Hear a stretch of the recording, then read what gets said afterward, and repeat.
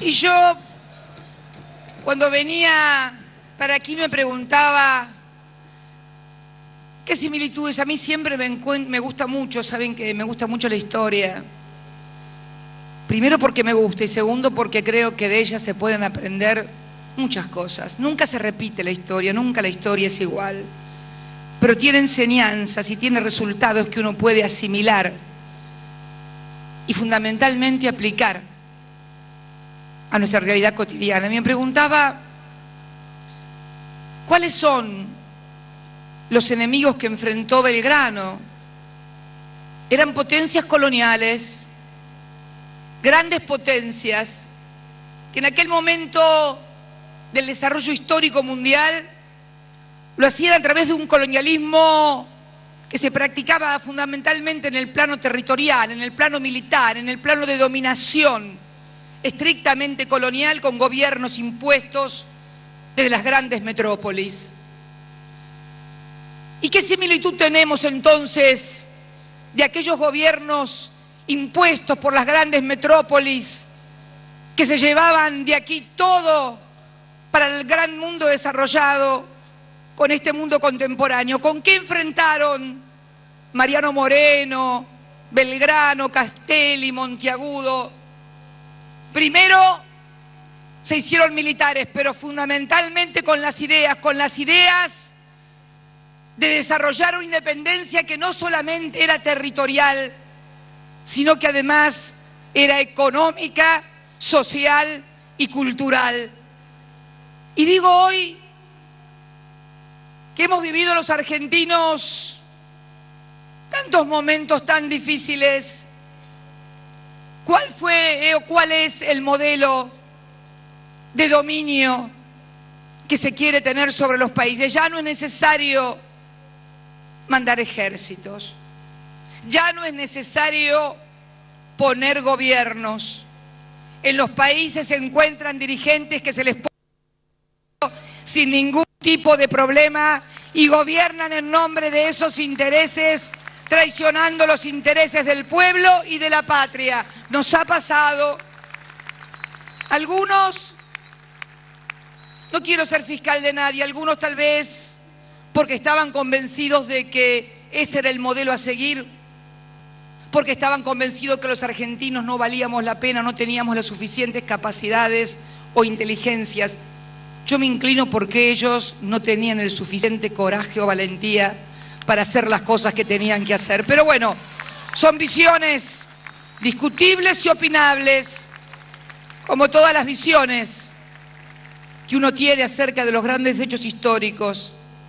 Lo que no es subjetivo, lo que es absolutamente objetivo, lo que es absolutamente cuantificable, lo que es absolutamente palpable y muchos en el cuero propio, fue el resultado de esas políticas de endeudamiento, de hambre, de falta de trabajo, de gente que se iba del país, de científicos que no tenían oportunidades y abandonaban la República Argentina, de universidades en la miseria, con profesores que ganaban 2 mangos y con que nadie podía ingresar a la universidad porque no tenían ni para pagar el colectivo siquiera, y entonces la universidad gratuita se transformaba solamente en un mito constitucional o en letra muerta de la Constitución.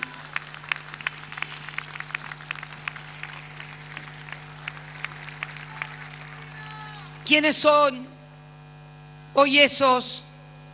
Son los que desde los tribunales del exterior pretenden que le paguemos por afuera de lo que ordenamos en la reestructuración de la deuda, y encuentran también aliados internos. Basta leer algunos diarios, basta escuchar algunas voces para darse cuenta que los personajes pueden cambiar, pero las metodologías y fundamentalmente aquellos que tienen colonizada la mente no cambian a través de los tiempos. Algunos simplemente por una cuestión cultural, algunos simplemente porque quieren diferenciarse de lo que parece demasiado nacional y popular, porque es un poco oscura la piel, o porque los trabajadores o los obreros, o porque algunas cosas, sin darse cuenta,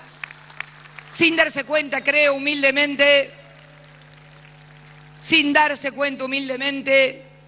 que esa clase media potente argentina nació precisamente porque pudo haber fábricas y obreros que generaran hijos para la clase media y que después los obreros que venían atrás contrataran los servicios de esos profesionales y de esa clase media. Por eso es importante la historia, por eso es importante recordar. Y esas son las luchas y las batallas contemporáneas de un mundo también decadente que se está cayendo.